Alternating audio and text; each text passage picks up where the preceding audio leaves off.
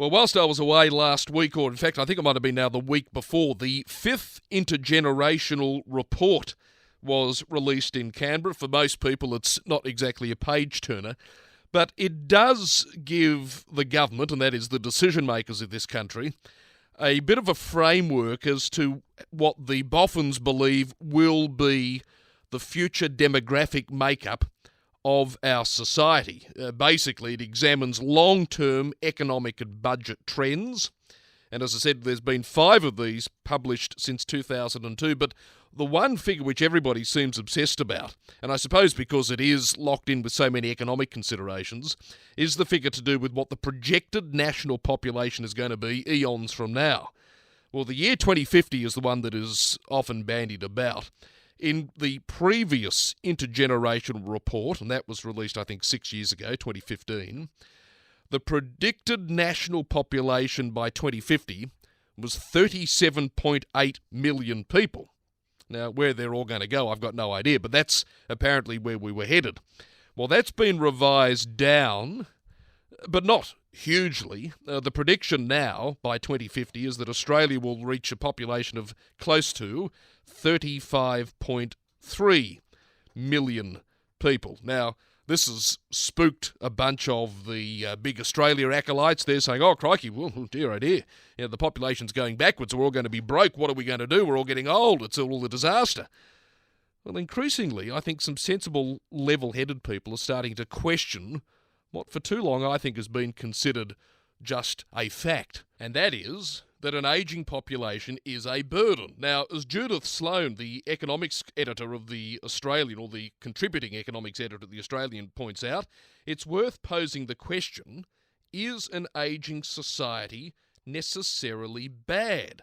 And to that, she quotes and references Adair Turner, who was the chairman of the UK Financial Services Authority. Now, he's published an article that in part states, and I quote, arguments that stable or falling populations threaten per capita, that is individual growth, are hugely overstated and in some cases are plain wrong. True, he says, when populations no longer grow, there are fewer workers per retiree, and yes, healthcare costs rise as a percent of GDP. But that is offset by the reduced need for infrastructure, so big saving, and housing investment to support the growing population. Now, these are points that aren't fleshed out enough. Somebody else who makes these sort of arguments is Kelvin Thompson, the former federal member for Wills and now a spokesman for the Sustainable Australia Party. On these issues, I think he talks a lot of sense, and he joins me on the line. Kelvin, good morning. Oh, good to talk with you, Michael. Well, here we go again. The population prediction has come down slightly, and all the worrywarts have crawled out from under the log like usual and say, well, we better, as soon as COVID's over, whenever that is, we better open up the gates and let all the people flood back in, because that'll mean we've got a younger population overall and we'll all be better off. But Kelvin, we've heard this for decades, and for quite a number of years, the per capita economic story has been going in reverse for the Australian population, despite the fact we've had the gates open and the people have been flooding in. Well, that's exactly right. And this intergenerational report, like those which came before it, is a solution in search of a problem. It's been written to try to justify a post-pandemic return to Australia's population Ponzi scheme through the reintroduction of mass migration. And as you'll remember, the original intergenerational report written in 2002 led to a trebling of migration, which was started by John Howard 15 years ago, continued by Kevin Rudd and subsequent prime ministers, and only brought to a halt by the coronavirus pandemic. And the core assumption of these reports is wrong, and their consequences have been regrettable. The problem, which the reports always discover for us, is population and workforce ageing, and the solution the reports always propose is increasing migration. Now, it's absolutely true that we're getting older. However, the implication that therefore fewer of us are in the workforce is just rubbish. In fact, workforce participation is rising. So this scare campaign, which has a bleak and gloomy picture of an ever-diminishing workforce holding up an ever-growing proportion of retirees is without foundation. Our labour market participation is rising, not falling.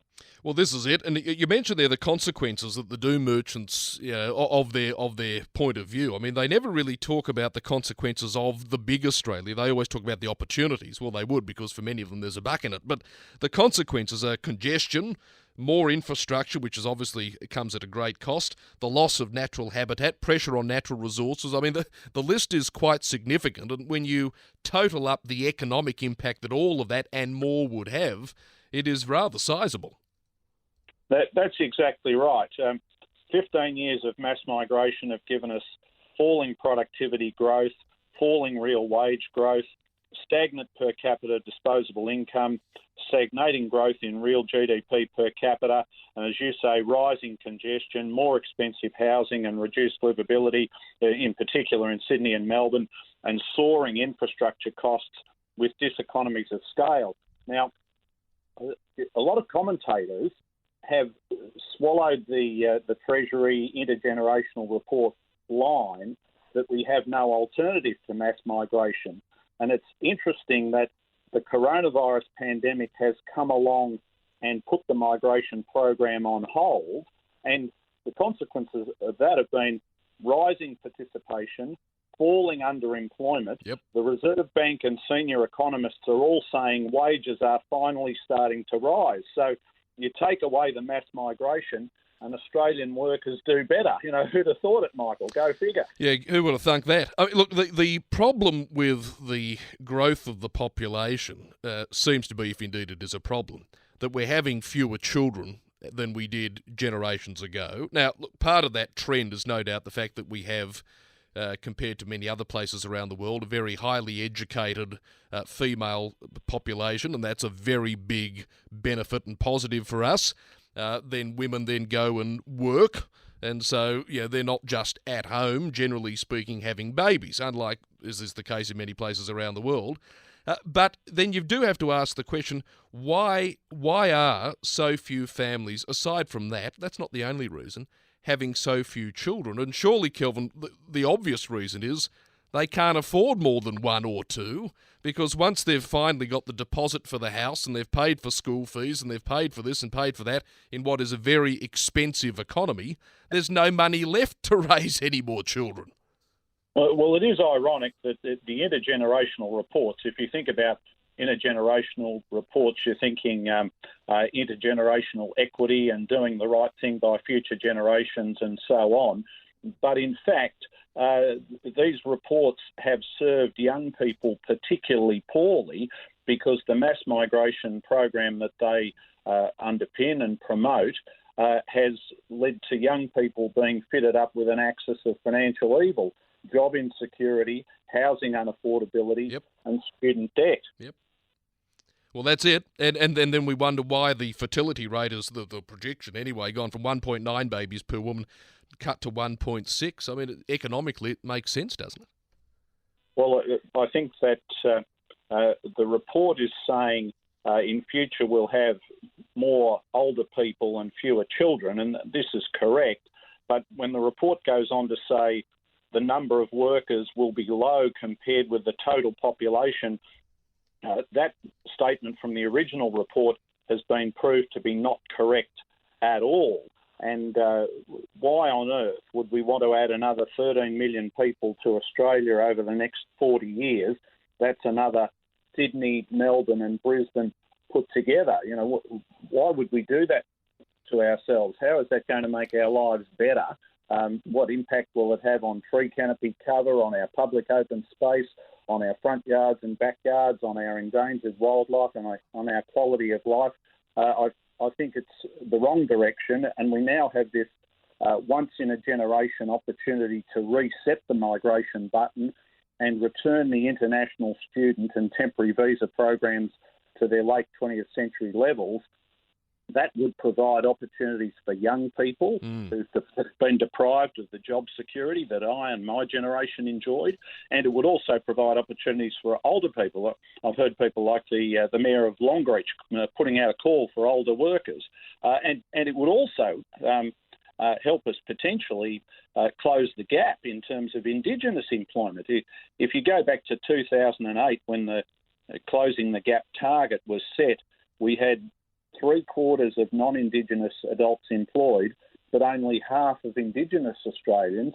And 10 years later, those percentages, Michael, hadn't moved. So, this is our chance to do something really meaningful. Now, this IGR, the Intergenerational Report, they love an acronym. As you've said, it predicts the population by 2050, let's say 30-odd years from now, reaching 35.3 million.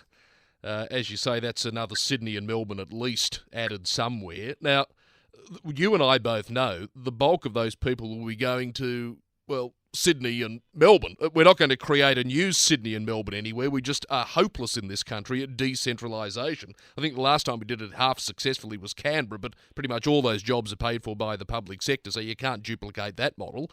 Well, you shouldn't. So, again, where will the pressure points of all of this? I mean, it's one thing, isn't it, to throw these numbers out and to sort of quote-unquote plan around them, but I think if you ask the average person in Sydney or Melbourne, would you want to see your city's population double in the next 20 to 30 years? I think it'd be pretty overwhelmingly big no. That's exactly right. Most Australians instinctively understand that we've been engaged in a population Ponzi scheme. When asked about it, they've never supported a big Australia.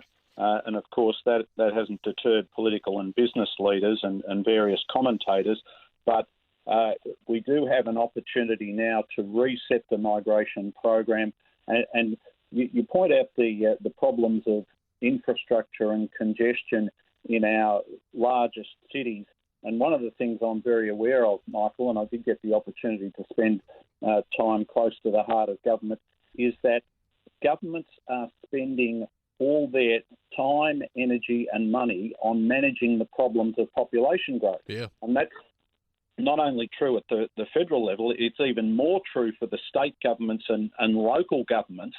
And governments need to stop doing that and be able to focus on things that could unite us as a nation and give us all a stake in our community, and tackling problems like homelessness or mental health or Indigenous disadvantage or drug addiction or habitat destruction. Governments are just skating over the surface of these things, not because they're acting in bad faith, but frankly because they're too busy and too exhausted trying to deal with the problems of rapid population growth.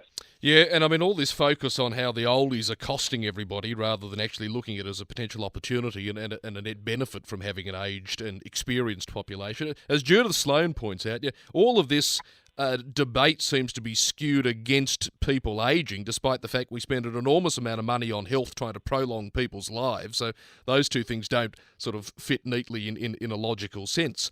But then beyond that, it's often forgotten, isn't it, the vast quantities of cash and capital that are spent on let's say the young 20, 30, 40-year-olds and even younger. I mean, when you consider all the extra money that's gone into education and then all the Gonski money on top, huge subsidies for childcare and all the rest of it. I mean, there are barrels of money being thrown at the young as well. Well, ageing is a sign of success, both individually and collectively. And we're fortunate that more retirees are ageing healthier and working longer. So, yes, we have more retirees, but we've got a smaller cohort of under 18s who are also dependents. There are other countries who have an ageing workforce, as Judith Sloan has pointed out, who are doing fine. Yep. So the message about ageing is don't worry about it, be happy. And the scare campaign through things like the Intergenerational Report also devalues older people, and it puts them up as being a burden, which is a poor reward for their continuing contribution to our society, both financially and as volunteers, mentors and unpaid family carers. Well said. Great to talk to you as always, Kelvin. Thank you for your time. Good to talk with you, Michael. Kelvin Thompson there.